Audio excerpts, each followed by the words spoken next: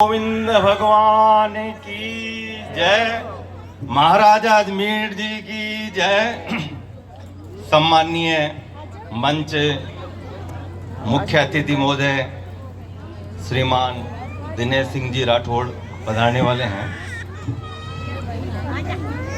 हमारे समाज के वरिष्ठ जन संस्था के संरक्षक महोदय श्रीमान ओम प्रकाश जी भंवर, मैं सबसे पहले उन सभी पदाधिकारियों और समाज के उन बंधुओं को नमन करता हूं जिन्होंने गोविंदम भवन बनाने में की परिकल्पना करी और जमीन क्रय करके इतने सुंदर भवन का साकार रूप दिया। आज जब इतना बड़ा और भव्य आयोजन हो रहा है तो मैं इस अवसर पर हमारे भूतपूर्व अध्यक्ष स्वर्गीय श्री इंद्रचंद जी भाई साहब को मैं भावना से श्रद्धा सुमन अर्पित करता हूं। संस्थान के संयोजक महोदय श्रीमान मानक चंद जी तूणगर, संरक्षक गण महोदय श्रीमान पुखराज जी भाई साहब, श्री दौलत जी भाई साहब, श्री सत्यनारायण जी भवन, श्री ताराचंद जी भाई साहब, श्री रामेश्वर लाल जी भवन, अध्यक्ष महोदय श्री रेखराज जी कठरातला और सभी पदाधिकारीगण, सभी पधारे हुए समाज बंधु मातृशक्ति को मैं नमन करता हूं। आप सभी को अजमेर जयंती की हार्दिक बधाई और शुभकामनाएं देता हूं। हमें गर्व है कि हम सभी चंद्रवंशीय राजा जिन्होंने हस्तिनापुर बसाया, उन महाराजा हस्ती के पौत्र और वैकुंठ जी के पुत्र अजमेर जी के वंशज हैं। महाराजा अजमेर जी चक्रवर्ती सम्राट थे।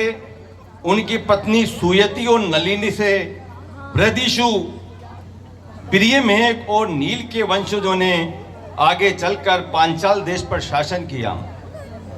महाराजा अजमेर जी एक कुशल राजा के साथ साथ कला प्रेमी थे। वे स्वयं कलाकार तो थे ही, उन्होंने अपनी प्रजा और क्षत्रिय सैनिकों को अवकाश के समय लघु उद्योग, स्वर्ण कला का प्रशिक्षण देना शुरू किया। यह उनकी बौद्धिक कुशलता और अर्थशास्त्र के प्रति जागरूकता का एक प्रत्यक्ष उदाहरण है। कई जगह सोशल मीडिया पर यह पढ़ने को मिलता है, यहाँ तक कि गूगल पर भी यह देखने को मिलता है कि अजमेर नगर की संस्थापक महाराजा अजमेर जी थे। यह केवल भ्रामक और मिथ्या तथ्य है। अजमेर नगर की स्थापना सांबर के चौहान वंश के राजा अजय राज चौहान ने 11वीं शताब्दी में करी थी। महाराजा अजमेर जी और चौहान वंश के राजा अजय राज चौहान के जन्म में हजारों सालों का अंतर है। इन सब भ्रांतियों का कारण यह है कि इस फील्ड में कभी विस्तृत अनुसंधान नहीं हुआ है। इसलिए मैं हमारे समाज के वे युवा साथी और प्रबुद्ध जन जो हायर एजुकेशन में हैं, पूरे हिंदुस्तान में आज तक किसी ने भी महाराजा अजमेर जी पर पीएचडी नहीं की है। इसलिए ही महाराजा अजमेर जी पर अलग अलग भांति भांति के इतिहास सुनने में आते हैं। हमारे पुराणों में जहां जहां चंद्रवंशीय राजाओं का उल्लेख आता है, वहां वहां महाराजा अजमेर जी का उल्लेख अवश्य ही मिलता है। श्रीमद् भागवत के 9वें स्कंद के 21वें अध्याय श्लोक संख्या 30 व 31 पर महाराजा अजमेर जी का उल्लेख चंद्रवंशीय राजाओं में मिलता है। हरिवंश पुराण के हरिवंश पर्व का 32वां अध्याय महाराजा अजमेर जी के वंश पर ही लिखा गया है। महाभारत के पांचाल देश का राजा द्रुपद महाराजा अजमेर जी के ही वंशज थे। इसलिए मैं पूरे भारत में अपने समाज के जो प्रतिभावान व उच्च एजुकेशन के क्षेत्र में जो पीएचडी करने की योग्यता रखते हैं, उनसे निवेदन करूंगा कि महाराजा अजमेर जी पर एक पीएचडी जरूर होनी चाहिए और करनी चाहिए। आज हमारा समाज विकासशील अवस्था में है। हमको पूर्ण विकसित होने के लिए, समाज का चौमुखी विकास के लिए समय समय पर समाज सुधार पर भी विचार करना ही होगा। समाज की अनदेखी के कारण समय समय पर समाज में कुरीतियां प्रवेश कर जाती है, वो आगे चलकर परंपराओं और रूढ़िवादियों का रूप ले लेती है। इसके प्रति पूर्ण रूप से जागरूक रहना ही होगा। हमें अपने बच्चों के शिक्षा के प्रति जागरूक करना होगा। आज के इस जमाने के अनुसार व्यापार में होने वाले परिवर्तन के प्रति जागरूक करना पड़ेगा। पुरुष धन की शिक्षा के साथ साथ हमें बालिकाओं और नारी शक्ति को भी मजबूत करना होगा। जब हम हमारी बच्चियों को पूर्ण शिक्षित करके उनका विवाह करते हैं तो वे आगे चलकर किसी घर की बहू बनकर उस परिवार में शैक्षणिक माहौल तैयार करती है और आने वाली संतति और पूरे परिवार पर भी इसका बहुत अच्छा और गहरा प्रभाव और परिणाम होता है। समाज में मातृशक्ति का सम्मान अति आवश्यक है। मनुस्मृति के अध्याय 3 में लिखा गया है, यत्र नार्यस्तु पूजन्ते रमन्ते तत्र देवताः। इसलिए समाज की उन्नति और विकास में नारी शक्ति का महत्वपूर्ण योगदान होता है। जिन समाज में मातृशक्ति का अनादर होता है, उनका अपमान होता है, वो समाज कभी आगे नहीं बढ़ सकता।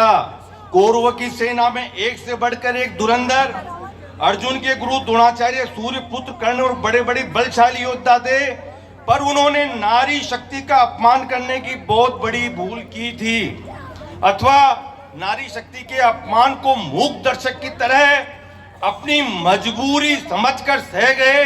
इसका परिणाम उनको भुगतना पड़ा। जिस राजा के कार्यकाल में मातृशक्ति का अपमान होता है, उसके फलस्वरूप मिलने वाले पाप का दंड राजा को भुगतना पड़ता है।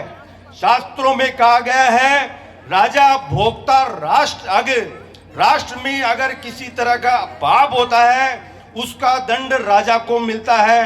न पुरोहित अगले, अगर राजा के द्वारा कोई पाप होता है तो उसका दंड उसके पुरोहित को मिलता है। इसलिए हमें नारी शक्ति का सम्मान, बड़ों का सम्मान, बच्चों की शिक्षा, व्यापार के प्रति जागरूकता, समय समय पर समाज में जो कुरीतियां प्रवेश कर जाती है, उसके प्रति सजग रहने की अति आवश्यकता है। मैं महाराजा अजमेर जी के जन्मोत्सव के इतने सुंदर आयोजन पर सभी आयोजनकर्ताओं, विकास समिति के सभी पदाधिकारियों, मंत्री महोदय श्री त्रिभुवन जी को धन्यवाद देता हूं, जिन्होंने मुझे 2 शब्द बोलने का मौका दिया। स्वर्णकार समाज किशनगढ़ में पहला सामूहिक विवाह सम्मेलन 11 मार्च 2024 फुलेरा दूज को होने जा रहा है। उस कार्यक्रम में स्वर्णकार समाज संपूर्ण किशनगढ़ तहसील सह परिवार सादर आमंत्रित है। हमें सभी को मिलकर तन मन धन से सहयोग करके इस कार्यक्रम को आनंदित और ऐतिहासिक बना रहे हैं। इसी के साथ मैं अपने शब्दों को यही विराम देता हूँ। जय श्री कृष्ण, भारत माता की जय, महाराजा अजमेर जी की जय, गोविंद भगवान की जय।